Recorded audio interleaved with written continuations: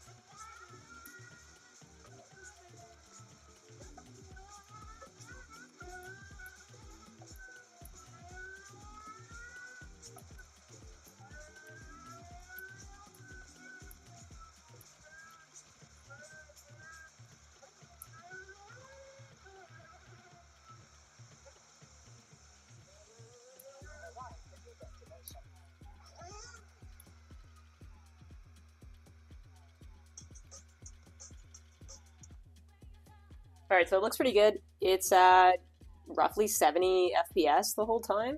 So let's go over to the Legion Go. We'll copy the same settings and compare the two. All right, Legion Go is booted up. TDP is at performance, which is 30 watts. And then I have the OS set to efficiency.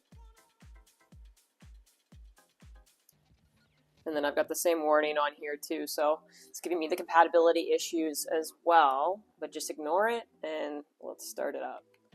All right, for settings on the Legion Go, 1200p, 144 hertz, VSync is off, full screen.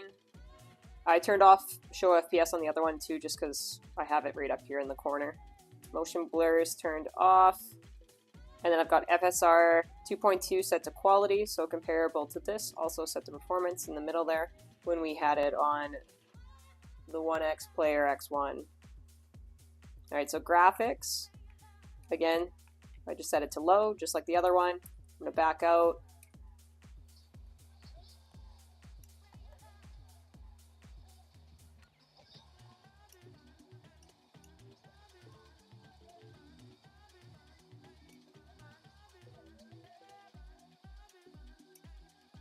At the top corner, you can see we're getting about 78 FPS.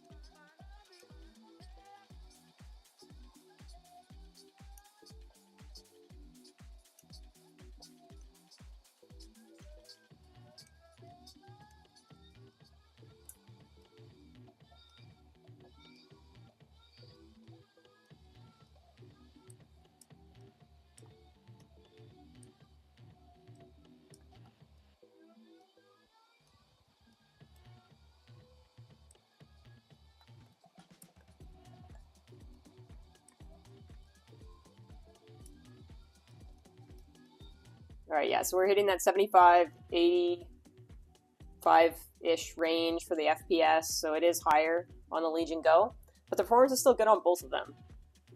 But you will get the better performance right now because the drivers are more optimized on the AMD devices, and as we continue to get more drivers for the Intel, it should be getting even closer. All right, so that's going to do it for the comparison today between the Onexplayer X1 and the Legion Go, and that's with Forza Horizon 5. Similar settings, 30 watt TDPs at 1200p, still giving the same similar FPS cap, and then on low settings with FSR, and then also with XESS for Intel. All right, you can see I have the matte screen protector on, so it looks pretty good, less glare for me. And then also the other thing to note too is if you do switch to the matte one on the camera, it does not look as good coming through that matte finish over top of the camera lens. So if you do use your camera a lot, I don't recommend switching to the matte finish for the screen protector. But otherwise, I love it. I love not having glare. It's great. Thanks everybody for watching. If you haven't subscribed already, think about subscribing. Hit that like button if you enjoyed this. Leave me a comment. And take care till the next one.